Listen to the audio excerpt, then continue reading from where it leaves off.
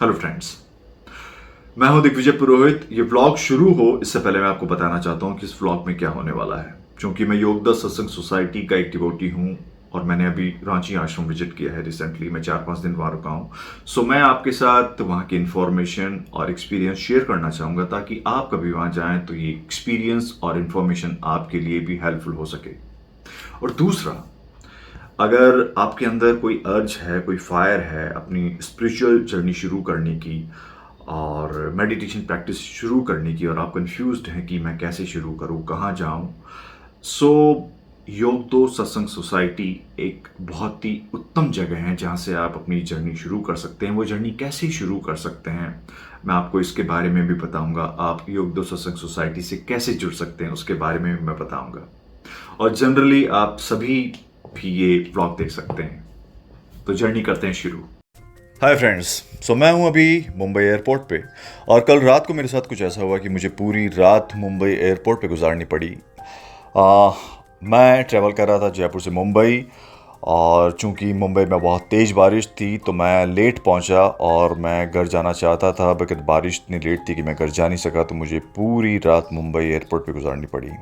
और अभी बजे हैं सुबह के 5 और सुबह 7 बजे तकरीबन 1.5-2 घंटे बाद मेरी फ़्लाइट है यहाँ से रांची के लिए।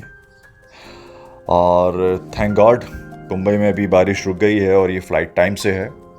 सो मेरी ये कनेक्टिंग फ़्लाइट है यहाँ से रांची के लिए। वैसे आपको डायरेक्ट फ़्लाइट मिल जाएगी, मगर चूंकि मैंने बिल्कुल लास्ट मोमेंट पे फ़्लाइट बुक कराई थी सो इसलिए मुझे ऑप्शन मिला। एंड आई एम अफ्रेड कि बारिश ना हो और मेरी फ़्लाइट डिले ना हो, but thank God it seems on time. So ये फ़्लाइट है यहाँ से Delhi and Delhi to Ranchi. So by 2:30 I will be reaching Ranchi. So ये दिल्ली एयरपोर्ट पे मैंने लाउंज एक्सेस किया है just to have food, because रात भर मेरी नींद पूरी नहीं हुई, मैंने कुछ खाया नहीं। So I am feeling very hungry and very exhausted. So I just have some good food here. यहाँ से 1-1.5 घंटा लेट है रांची के लिए flight, but it's okay, it happen some time in the rainy days. So I am really very excited to come to Ranchi. तकरीबन 1 साल हो गया है जब मैं योगदा सत्संग सोसाइटी से जुड़ा हुआ हूँ और ये फर्स्ट टाइम है जब मैं रांची ट्रैवल कर रहा हूँ। और ये हम रांची पहुँच गए हैं। It's looking dam beautiful. Airport से योगदा आश्रम रांची तकरीबन 5 किलोमीटर है और गुड न्यूज़ इज़ दिस, यहाँ से आपको बाहर उबर मिल जाएगी and it's quite convenient to book the cab. So मैंने यहाँ से कैब बुक कराई है and I am now going to Ranchi. Ranchi की एक बात मुझे खास लगी कि यहाँ पे वेजिटेशन काफ़ी, आपको हरियाली, पेड़ पौधे काफ़ी देखने को मिलेंगे।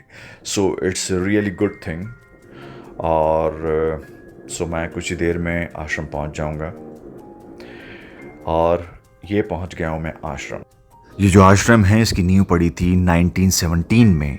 परमहंस योगानंद जी ने इसे सेटअप किया था एक बॉयज़ स्कूल के तौर पर, और तभी से ये जो आश्रम है रेलवे स्टेशन के बिल्कुल नज़दीक है। It's walking distance around 1 kilometre. So सबसे पहले मैं आपको ये आश्रम विज़िट कराता हूँ।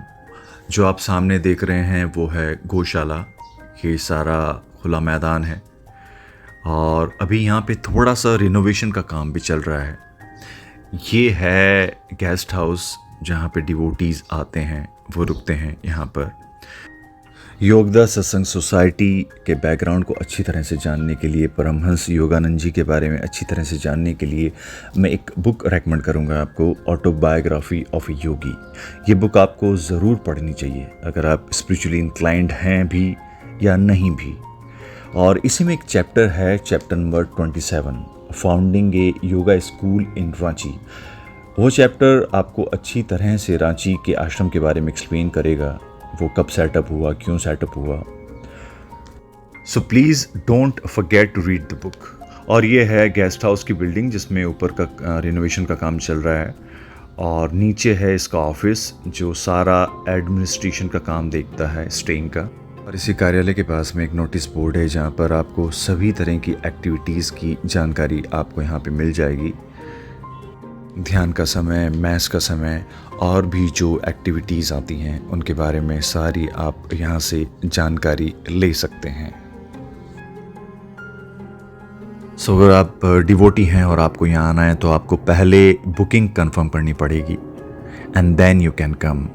सो मेरे साथ ये हुआ कि मैंने लास्ट मोमेंट पे बुकिंग की एंड थैंक गॉड मुझे मिल गया यहाँ पे accommodation. I am really thankful to Yogoda Ranchi. और यहीं पे इनका कार्यालय है जहाँ पे आपको किसी भी तरह की इन्फॉर्मेशन चाहिए तो आपको मिल जाएगी।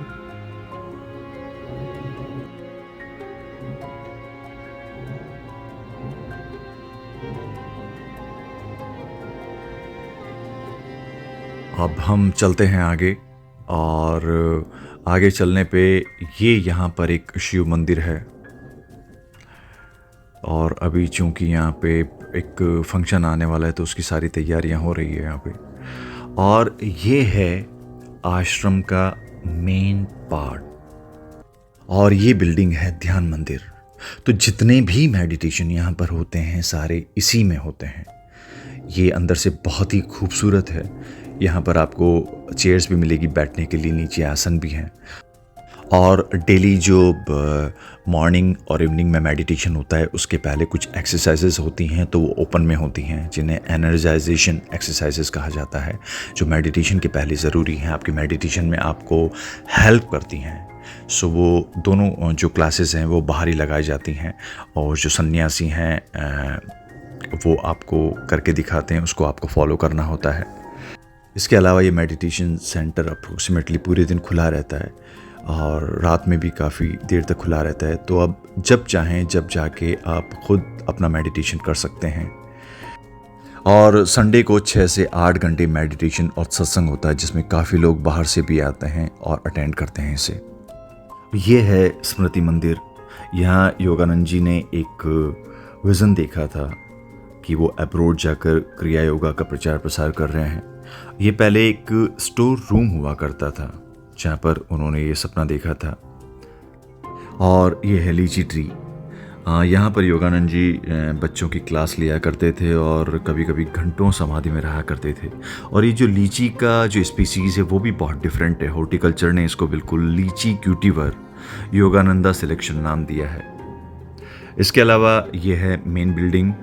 ये मेन बिल्डिंग है, इसमें लाइब्रेरी है, गुरुजी's रूम है, रिसेप्शन है और एक बुक स्टोर है। यहाँ पर जो गुरुजी का रूम है वहाँ भी जाके आप मेडिटेशन कर सकते हैं। गुरुजी ने जो चीज़ों का इस्तेमाल किया वो भी उनका भी एक रूम में डिस्प्ले है। योगदा सत्संग सोसाइटी क्रिया योगा पाथ का अनुसरण करता है। क्रिया योगा एक स्पिरिचुअल साइंस है। क्रिया योगा का जिक्र भगवान कृष्ण ने भगवद गीता में किया है और जिन्हें हम द फादर ऑफ योगा कहते हैं, महर्षि पतंजलि, उन्होंने भी क्रिया योगा के बारे में 2 जगह विस्तार पूर्वक लिखा है। मगर ये जो स्पिरिचुअल साइंस है समय के साथ कहीं खो गई थी। ये स्पिरिचुअल साइंस को फिर पुनर्जीवित किया महाअवतार बाबा जी ने और गुरु शिष्य परंपरा के अंतर्गत महाअवतार बाबा जी से ये प्राप्त हुई श्री लहरी महाशय जी को और उनसे श्री युक्तेश्वर जी को और श्री युक्तेश्वर जी से परमहंस योगानंद जी को। और ये परमहंस योगानंद जी के प्रयासों की देन है कि आज क्रिया योगा स्पिरिचुअल साइंस विश्व के हर कोने में फैल रही है। ऑटोबायोग्राफी ऑफ ए योगी में चैप्टर नंबर 26 में एक पूरा चैप्टर है द साइंस ऑफ क्रिया योगा। मैं ये रेफ़र करूँगा आपको, प्लीज़ गो थ्रू दैट। और अभी लंच का समय हो गया है तो हम चलते हैं मैस भोजनालय की तरफ। और यहाँ का जो लंच डिनर और ब्रेकफास्ट जो भी है वो बहुत शुद्ध, सात्विक और स्वादिष्ट है। सो ये है इनका भोजनालय और यहाँ पर लंच डिनर ब्रेकफास्ट का टाइम फिक्स है। With in half an hour के लिए खुलता है। So within half an hour you have to have your lunch, dinner, breakfast, whatever it is. और टी के लिए आई थिंक 15 मिनट का एक ब्रेक होता है तो अराउंड 3:30 या 4 o'clock सो उस समय दे सर्व टी। सो ये है यहाँ का भोजनालय। आपको हर जगह कंप्लीट साफ सफाई हाइजीन मिलेगी जो बहुत ही रेयर है। आप देख सकते हैं बिल्कुल क्लीन विद हाइजीन। लौकी की सब्जी, दाल, चावल, चपाती, दही, खीर and salad. So this is complete lunch, and this is tea at tea time. So प्रार्थना के साथ बिल्कुल साइलेंस के साथ आपको अपना भोजन करना होता है और टी लेना होता है, तो डेकोरम मेंटेन करना बहुत ज़रूरी है और किया भी जाना चाहिए। एक इन्फॉर्मेशन के लेवल पे मैं आपको अपना अकोमोडेशन के बारे में बताना चाहता हूँ कि यहाँ पे मैंने आने के 4 दिन पहले इनको मैसेज किया था, तो मुझे अप्रूवल मिल गया। सो आश्रम के पीछे एक बिल्डिंग है जहाँ पर मेरा स्टे है, तो ये है मेरा रूम और ये बेड है मेरा, और बिल्कुल एयरी वेंटिलेटेड बहुत कंफर्टेबल स्टे है। बहुत लग्जरियस नहीं मिलेगा आपको, मगर मुझे बहुत कंफर्टेबल लगा और बहुत ही अच्छा है। ये देख सकते हैं आप रूम, बाहर एक बालकनी भी है और बिल्कुल एयरी रूम है। सबसे अच्छी बात है कि जो रांची का टेम्परेचर है वो ज़्यादा डिप नहीं होता, तो आपको जो मौसम है थ्रू आउट ईयर प्लेजेंट मिलेगा। So this is bathroom, everything is there, जितनी भी ज़रूरत की चीज़ें हैं वो सब हैं। सो इट्स अ वेरी बहुत ही कंफर्टेबल स्टे कहूँगा मैं इसे। जैसा कि मैंने आपको बताया, यहाँ पे रिनोवेशन का काम चल रहा है। सो आज टॉप फ्लोर गेस्ट हाउस का काम कंप्लीट हुआ है और आज उसका इनॉग्रेशन होने वाला है। सो मुझे भी कहा गया है कि मैं भी इनवाइट हूँ, सो लेट्स गो देयर। सो ये आप बिल्डिंग देख सकते हैं, इसका टॉप फ्लोर है, उसका काम आज कंप्लीट हो गया है। सो आज उसका इनॉग्रेशन होने वाला है, तो लेट्स गो। सो सबसे पहले गुरुजी को याद किया जा रहा है और ये सभी सन्यासीज़ हैं, बाहर से भी काफ़ी लोग आए हैं और जो यहाँ रह रहे हैं डिवोटीज़ वो भी हैं। और ये जो रूम देखिए, अभी इसका इनॉग्रेशन हो रहा है फीता काट के। ये बिल्कुल अपग्रेड किया है इसको बहुत, ताकि जो भी डिवोटीज़ यहाँ हैं उनको कोई परेशानी ना हो, उनको एक बहुत कंफर्टेबल स्टे मिले। So let's check out the room. आप लोग भी देखिए ताकि जो भी डिवोटीज़ हैं उनको पता चले कि इन्फॉर्मेशन के तौर पे कि क्या इम्प्रूवमेंट यहाँ पे हुए हैं, किस तरह का आश्रम है ये। मेरा सिंपली मकसद यही है इस आश्रम को दिखाने का कि जो भी डिवोटी यहाँ नहीं आए वो आएँ तो उनके जहन में ये इन्फॉर्मेशन रहे। तो ये देखिए आप, बिल्कुल कंफर्टेबल रूम्स बनाए हैं, बिल्कुल यहाँ पे हर ज़रूरत की चीज़ को रखा गया है and it's up to date rooms, पूरा वेंटिलेटेड, वेल वेंटिलेटेड है रूम। कबर्ड्स वगैरह देख लीजिए आप,